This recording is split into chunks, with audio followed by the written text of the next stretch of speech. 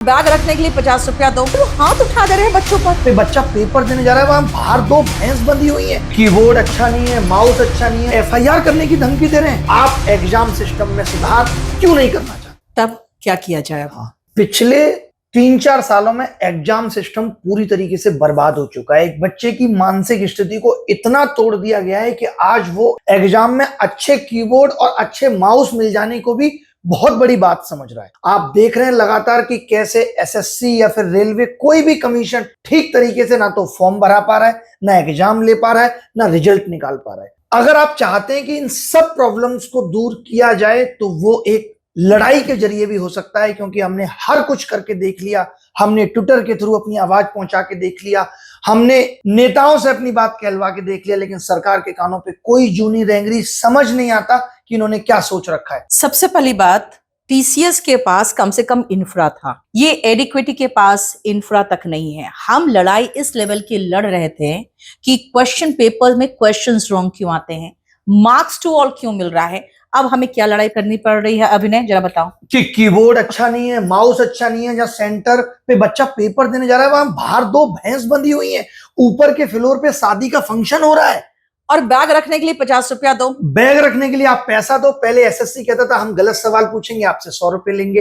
Railway कहता था हम आपसे 500 रुपए लेंगे, 400 आपका लौटाएंगे भी नहीं बाद में। और इस तरीके से रेलवे ने 400-500 करोड़ रुपए हर साल बच्चों से कमाए। और आप एडुकेटी कह रहा है हम क्यों पीछे रहे, हम आपसे बैग रखने का भी 50 रुपए लेंगे। माउस नहीं चल रहा है, फैन नहीं चल रहा है, आपके जो सेंटर से वो कहाँ है आपको मतलब गूगल करके देखने पर भी पता नहीं चल रहा है।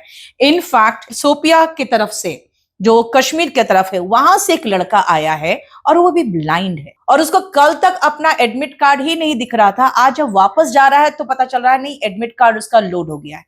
तो मुझे लगता है कि हर लेवल पे प्रॉब्लम है। अब किस लेवल पे अब लड़ोगे बताओ ना, किस चीज के लिए? इतनी तभी हम कह रहे हैं कि प्रॉब्लम जब इतनी ज्यादा बढ़ जाए तो फिर एक आवाज बुलंद होनी चाहिए, जो हम चाहते हैं कि इस देश का युवा और इस देश के सभी शिक्षक इस आवाज को बुलंद करें। और ये सरकार से सीधा सवाल पूछा जाना चाहिए कि आप एग्जाम सिस्टम में सुधार क्यों नहीं करना चाहते? अच्छा, एसएससी के चीफ से भी मिलकर देख लिए, वो भी अब पल्ला झाड़ के अलग हो जाते हैं कि भाई हम क्या कर सकते हैं। तो मुझे लगता है कि अब हमें बच्चों को लेके चलना पड़ेगा कि भाई आपके जो प्रॉब्लम्स है बच्चों, आपको भी आगे आके बताना पड़ेगा। जब बच्चे आके रो के बताते हैं, कल तो मेरा दिल टूट गया, अरे यार वो हाथ उठा दे रहे हैं बच्चों पर। बिल्कुल, बताइए, एफआईआर करने की धमकी दे रहे हैं। सबसे मेन प्रॉब्लम है कि बच्चों आपको भी साथ देना पड़ेगा, और आप सब टीचर्स से भी गुजारिश करते हैं। अभिनय, मैं चाहती हूं कि सब टीचर्स को तुम भी बोलो, मैं भी बोल रही हूं। मैं हाथ जोड़ के सभी शिक्षकों से भी ये कहना चाहता हूं कि हम सब शिक्षक 31 जुलाई को सीधा डीओपीटी मिनिस्टर से सवाल पूछेंगे कि आप इस एग्जाम सिस्टम की बर्बादी को क्यों नहीं रोक रहे।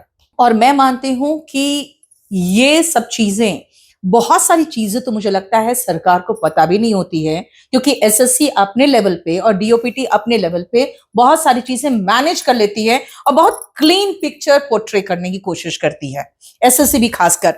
और मेरा मानना है कि भाई हम जब कुछ बहुत अच्छी चीजों की लड़ाई लड़ रहे थे, तो आज हम ये जमीनी स्तर पर उतर के कि एक ढंग का पेन दे दो, एक पेपर दे दो, इनकी लड़ाई नहीं लड़ना चाहते हैं।